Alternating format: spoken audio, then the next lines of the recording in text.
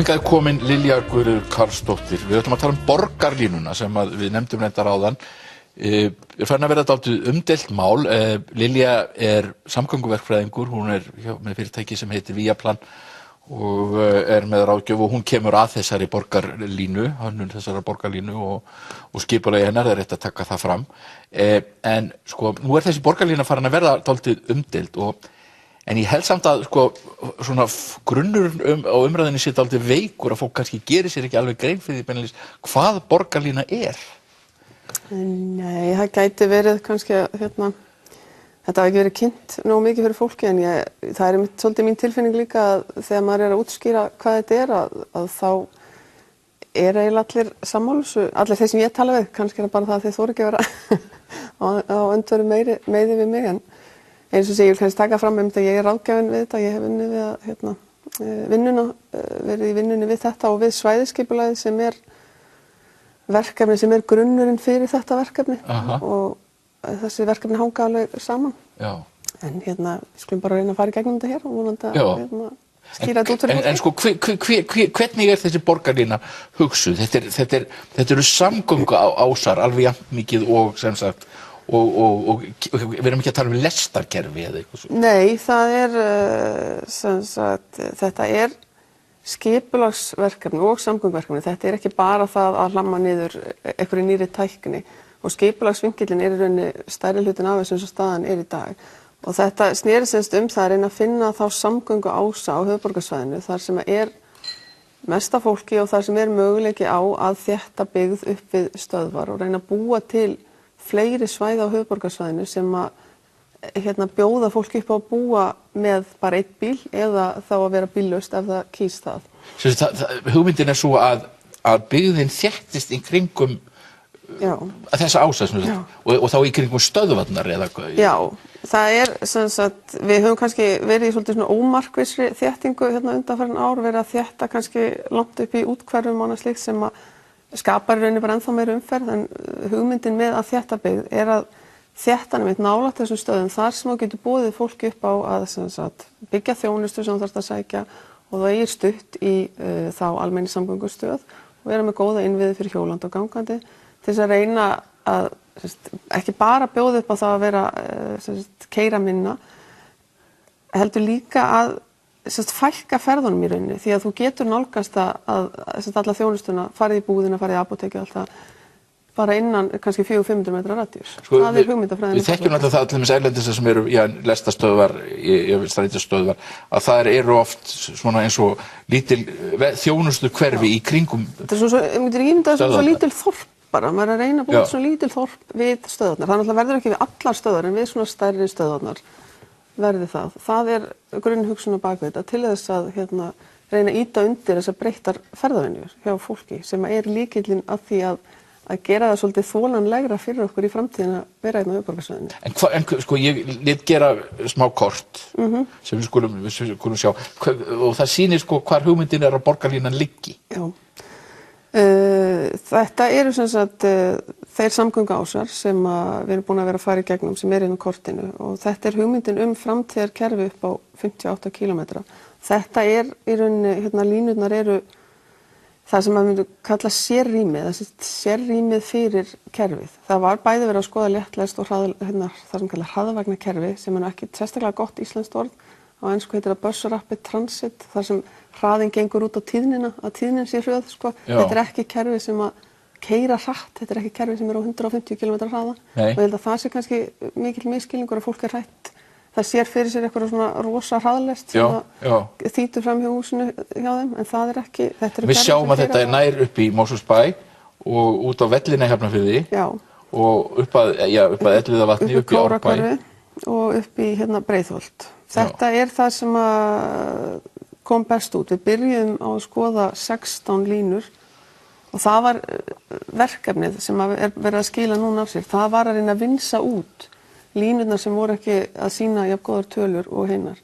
Að reyna að fá línurnar sem við treystum á að þarna umferðarmagn eða ferðafjöldi sem getur stutt við kerfi eins og þetta. En það náttúrulega það sem fólk þekkir það á strætó, strætó er ekkert óbúslega vinsæll þannig séð að það er lítil tíðni ferða og fólk er að norpa úti í biðskýlum í langan tíma bið til strætó og það er kannski, þú veist, og það er náttúrulega eitthvað sem mamma bara margir get ekki hugsað sér. Já, og það er einmitt það sem er hugmyndin með þetta. Þetta er að lyfta þessu upp í kerfi sem er í rauninni, sem sagt, gefur þeim sem nota kerfið tilfinningun á að það sé virðing borin fyrir þeirra ferðamáta. Að þetta sé, þú kemur út á stöð og það er upphituð skýli og annað slíkt allavega á stærri stöðunum og það er ekki í boði í svona kerfi að vera með eitthvað staur bara sem þú stendur við og mitt norpar út í marga mínútur.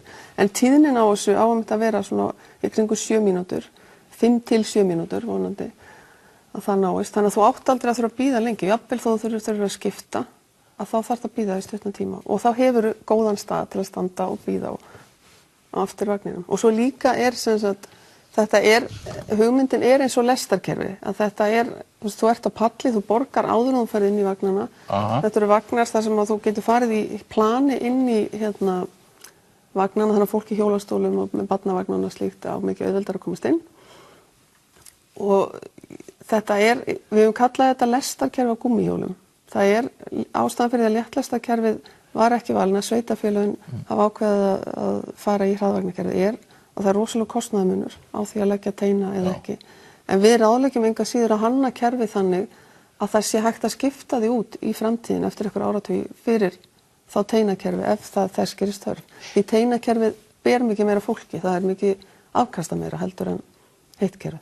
En svo talaðum kostnaðinn að þessu, það var til dæmis Frosti Sigurjónsson sem hefur verið að skrifa um þetta, hann skrifaði um daginn að kostnaðurinn er 1 til 2 milljónir á fjölskyldu á höfuðborgarsvæðinu. Já. Og já, það er spurning, ég meina, fer þetta ekki að kosta okkur alltaf mikla peninga? Þetta er náttúrulega, það tala um þetta kosti 70 milljarðar þessi 58 kílómetrar til ársins 2040, en þetta kerfi verður aldrei byggt upp í einni heild, þetta verður byggt upp í áföngum. Og ég myndi giska á fyrsta áfangi yrði kannski 30 kílómetrar, þá erum við að tala um 30 milljarða. Og það er cirka 350.000 á heimili í svona einskiptisgreiðslu. Svo deilið þín á framkvæmdatíman, þá ertu komin niður í 81.000 á ári per heimili á höfuðborgarsvæðinu. Þetta er ekki per heimili á landinu. Ef við ætlum að nota sömu röksemdafærslu fyrir allar samgönguframkvæmdir, þá getum við talað um Bolungarvíkurgöng, hvernig deilist það niður og íbúa Bolungarvíkur. Þetta eru samgöngukerfi sem nýtast okkur öllum. Já. Og þess vegna er þetta mjög einföldu leið að tala á þennan hátt. Og svo gleymist náttúrulega að taka inn í að það eru tekjur, þetta er tekjumyndandi kerfi. En svo er náttúrulega það kostar náttúrulega að byggja bílamannvirki. En önnur spurningin er náttúrulega Íslendingar eru bara bílaþjóð og bílaumferð hefur verið að aukast aftur. Hún dróst saman í kringum nú og aukast í bara nokkuð í hröðum skrefum og það bætast svo við ferðamennir og allt það. Ég meina, verður eitthvað við það ráðið bara hvað Íslendingar vilja og eigum ekki fyrir að fara út í bara að búa til breiðari vegi og koma bílaumferðinni greiðlegar áfram? Þetta er það sem var skoðað í svæðisskipulaginu. Við erum með bílaborg og það er verið búin skipuleggja allt fyrir bílana og þess vegna er langt mest af bílum hérna. En þetta var skoðað í svæðisskipulagsvinnunni. Ef við ætlum að láta þróast bara áfram á þennan hátt eins og við gert sem bara bílaborg, þá er það mikið kostnaðar sem var fyrir okkur. Samfélagslega og bara beinhörðum peningum heldur en að reyna að breyta ferðavinnum. Það er enginn að segja að vera auðvelt að breyta ferðavinnum. Þetta er átak. En hitt er bara svo mikið dýrar. Og svo líka maður tekur inn í það að allir þessi samningar sem að ríkið og annað er að skrifa undir loftslagssamningar, umhverfissamningar og það sem sveitarfélög auglýsa sig með heilsueflandi samfélög og samfélagslega ábyrgð og annað slíkt. Borgarlínuleiðin og breyttu ferðina, það tikkar í öll þau box.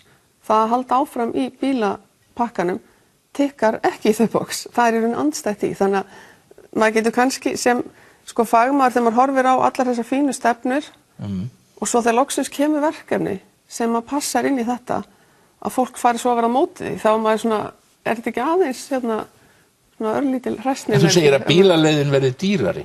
Já. Hvernig þá? Að því þú þarft að byggja mikið fleiri og dýrari mannverki og þú fær samt meiri tafir. Því að þú nærið ekki að hafa við að byggja nógu mikið. Það er ekki hægt að byggja sig út úr umferðartöfum. Það eru öll löndin kringum okkur búin að reyna það síðustu áratugi.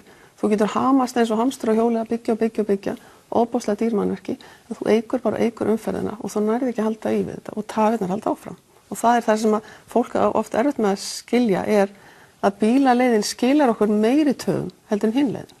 En það sko, svo heyrir maður þessi mótor þessi bara, nú bara þröngva fólki inn í almenningsvagnana. Það einmitt umræðan á villigötum, sko. Við erum aldrei að tala það að bílum eftir að fækka. Það alltaf aukning í bílum. Þetta spurning það að reyna að minnka aukninguna í bílum. Að framtíðar aukningin fari meira fram í almenningssamgöngum og fyrir gangandi og hjólandi heldur hún hefur gert hingað til. Þannig að við erum að tala að í dag 850.000 ferðir á höfuðborgarsvæðinu, að í borgarlínu leiðinni aukist það í bílferðir, aukist það í 990.000, tæplega milljón ferðir. En ef við förum hina leiðin þá erum við að tala 1,2 milljónir bílferða.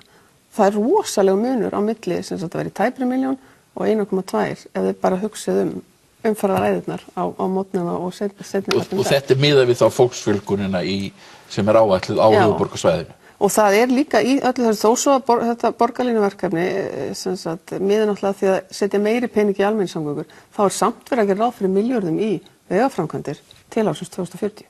En sko, svo önnur mót bara, og hún dálítið sterk, að við séum bara að fara að upplifa sko samgöngubyltingu og með sjálfkeyrandi bílum og þá verði þetta fyrirbæri borgarlína úrelt. Já. Hvað segirðu við því? Það stenst náttúrulega bara ekki í skoðun því að þetta rúmfræði mál sem við erum að díla við á höfuðborgarsvæðinu. Þetta plássleysi og þó svo að bílarnir verið sjálfakandi þá taka þeir ennþá mikið pláss. Nema við förum öll að skella okkur saman í alla bílana. En það ekkert svakalega mikla líkur á það gerist allan ekki í náinni framtíð því þó svo að bílaframleiðendur vilja náttúrulega láta okkur trúa því að þetta sé bara alveg að gerast. Það eru rosalega margir samfélagslega þættir sem þarf að losa og lagfæra og breyta til þess að þetta geti orðið að veruleika. Og það bara ekkert mikið búið að vinna í þeim hluta. Þó svo tæknin sé komin. Við tæknin til þess að vera sjálfkeyrandi, hún verður komin ábyggilega eftir ekkert svo mörg ár. En það samfélagið sé tilbúið að taka við þessu. Það aftur á móti annar handleggur. Þú meinar þá? Til dæmis bara ein rannsókn sem var kynnt í Science Magazine var það sem var bara fólk spurt í dag, væru tilbúin að kaupa þér sjálfakandi bíl. Það ennþá næri 50% sem segja nei. Bara það, hvað ertu tilbúin að fara með sjálfakandi sjúkrabíl? Það ennþá 20% sem að Svo náttúrulega spurningi hvernig við deilum sjálfakandi bílunum. Erum við að fara að keyra með? Já, það náttúrulega lykilatriði. Og það má ekki glemma, þetta vinnur saman og það ótrúlega rámt að stilla þessu upp á móti hvort öðru því að sjálfakandi tæknin, hún kemur líka í almenningssamgöngunar og það margt sem þess að hún sé komin lengra á veg fyrir almenningssamgöngunar heldur en fyrir einkabílana. Því almenningssamgöngunar að keyra á ákveðinni leið og ef þessi sérrými eru komin þá mikið einfaldar að hrinda sjálfkeyrandi tækninni af stað þar heldur en í einkabíla umferðinu þar sem þarf að reyna að taka tillit til alls konar faktora og þrengsla og annað slíkt. Þannig að þetta sko og það verður pottþétt í framtíðinu að taka sjálfakandi bíl frá þinni hurð og í þá hurð sem þú ert að fara. En við erum bara með það í dag líka. Við erum með, það leigubílakerfi. Það bara dýrara heldur en almenningssamgöngukerfi og þú þarft alltaf líka að hafa almenningssamgöngukerfi. Og þú meina að sjálfakandi bílarnir kunna náttúrulega vera dýrir, já, líka? Já, þú verður alltaf með, segjum að við séum bara með allt sjálfakandi. Þá alltaf dýrara að fá sjálfakandi bíl frá hurð í hurð heldur en sjálfakandi almenningssamgöngukerfi sem að satsar á fleira fólk. Og við getum bara svo sem ef við reynum að samsamta við eitthvað, við getum ímyndað okkur bara skipaumferð. Það sjá það allir að þú samskip og eimskip með risastór skip fyrir að ferja hundruður gáma. Þeir myndi aldrei fara að skella einum gám í lítinn bát. Ég las eina mótbáru sem sagði að sjálfakandi bílar væri nú svona fyrst og fremst líklega bara svona alla framanna fyrir fólk sem hefur stéttastöðu innan smars sem svona úr efri miðstétt. Það líka það sem fólk þarf að passa sig á, sérstaklega við sem erum að vinna í þessu geira og erum aðilar eins og Elon Musk að falla ekki í þá gryfju að halda þessi allir eins og hann eða við, hann náttúrulega með öðrum staðin við hinn. En við sem vinnum í þessum skipulagsverkefnum erum samt oft fólk sem svona komið miðjan aldur og hefur það ágætt og ferðast á ákveðin hátt og það að halda það allir og vilja allir ferðast eins og þú alveg fatalt sko. Því við erum náttúrulega bara alveg rosalega fjölbreytt og ef við horfum núna aftur síðustu 10 árin þá hefur samgöngutæknin hefur bara verið að verða fjölbreyttari. Við erum að fá sikkar og rafhjól og mín skoðun er sú að það verður miklu líklegra að framtíðin verði bara mun fjölbreyttari heldur en að hún verði eitthvað svarthvít, allt sjálfkeyrandi, ekki allt sjálfkeyrandi. Lilja Guðrún, þakka þér fyrir að koma í þáttinn. Við skulum tala aðeins um Brexit hérna á eftir.